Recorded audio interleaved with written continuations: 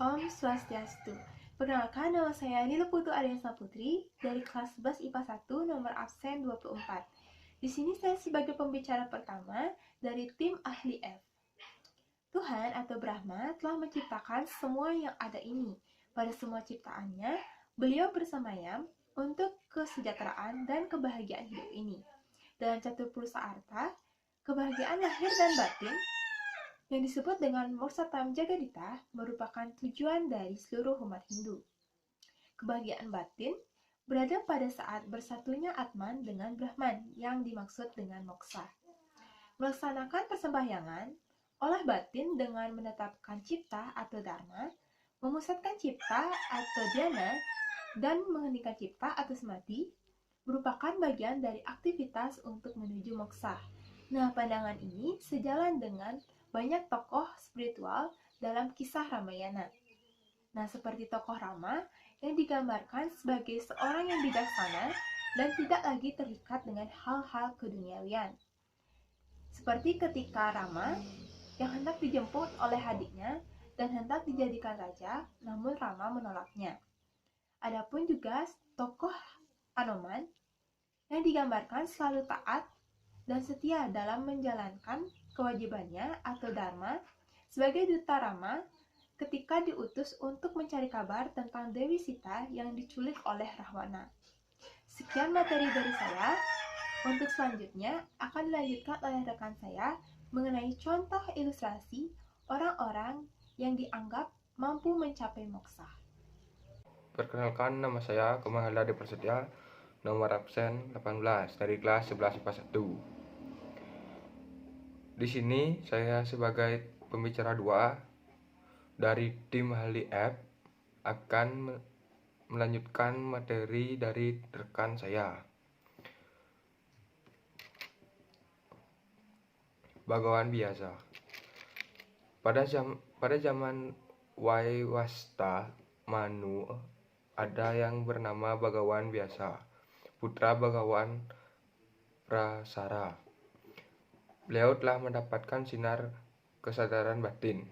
Gelar beliau yang lain Sri Krishna Dwipayana. Beliau adalah titisan Bathara Wisnu. Kemudian beliau melayani oleh Dewa Brahma untuk mempelajari Weda pada zaman Waiwasta Manu. Bagawan biasa mempunyai siswa 4 orang, masing-masing ahli dalam Weda.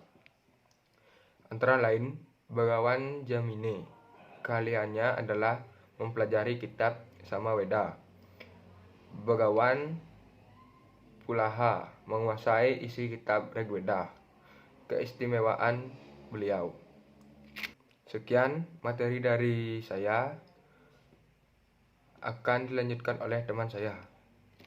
Perkenalkan, nama saya Nurul Kadiwahyu Pramastintia Putri, nomor absen 30 dari kelas 11 IPA 1. Di sini saya sebagai pembicara ketiga dari tim ahli F akan melanjutkan materi dari rekan saya.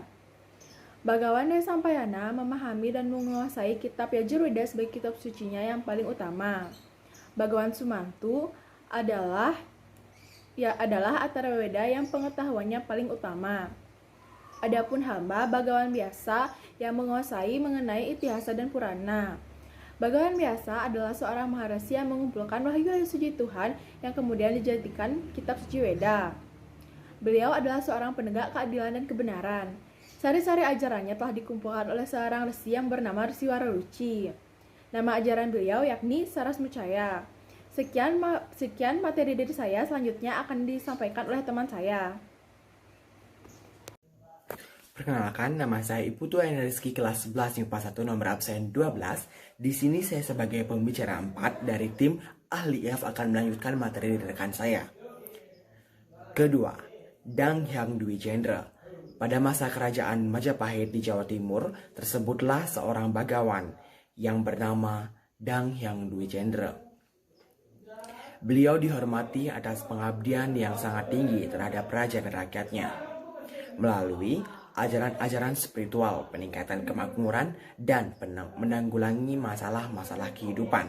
Beliau dikenal dalam menyebarkan agama Hindu dengan nama Dharma Yatra. Di Lombok, beliau disebut Tuan Semeru atau guru dari Semeru, nama sebuah gunung di Jawa Timur.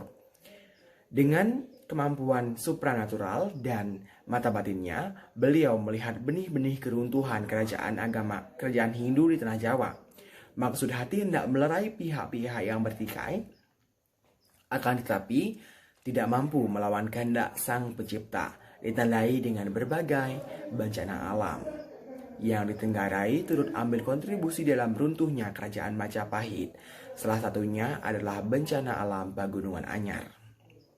Sekian materi dari saya, akan dilanjutkan oleh teman saya. Perkenalkan, nama saya Gusti Agung Mulia Putri Ningrat dari kelas 11+1 nomor absen 6 dari tim ahli F. Di sini saya akan melanjutkan presentasi dari rekan saya. Akhirnya, beliau mendapatkan petunjuk hijrah ke sebuah pulau yang masih berada di bawah kekuasaan Majapahit, yakni Pulau Bali. Sebelum beliau pergi ke Pulau Bali, Dahyanirata hijrah ke Daha atau Kediri, lalu ke Pasuruan, kemudian ke Blambangan. Beliau pertama kali tiba di Bali dari Blambangan sekitar tahun Saka 1411 atau 1489 Masehi.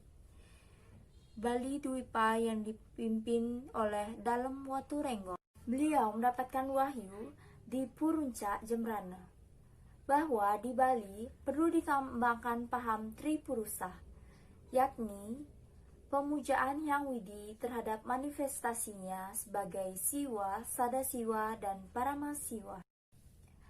Dahyanirata dijuluki sebagai Berdanda Wawurauh karena beliau memiliki kemampuan supranatural yang membuat Dalam Waturenggo kagum kepadanya, sehingga beliau diangkat sebagai Bagawantara atau pendeta kerajaan.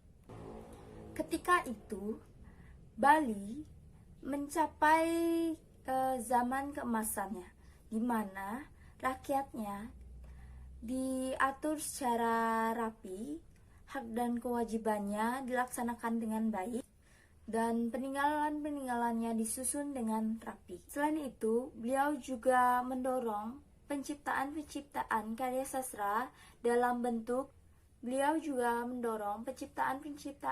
sastra yang bermutu tinggi dalam bentuk tulisan lontar, kidung, atau kekawin. Demikianlah beberapa contoh orang suci yang telah mencapai jiwa mukti yang masyarakat sekitar atau masyarakat biasa wajib mencontohnya yang akan terbebas dari duniawi. Sekian dari kelompok saya. Mohon maaf apabila ada kesalahan kata. Akhir kata saya ucapkan terima kasih. Saya tutup dengan Paramasanti. Om Santi Santi Santi Om.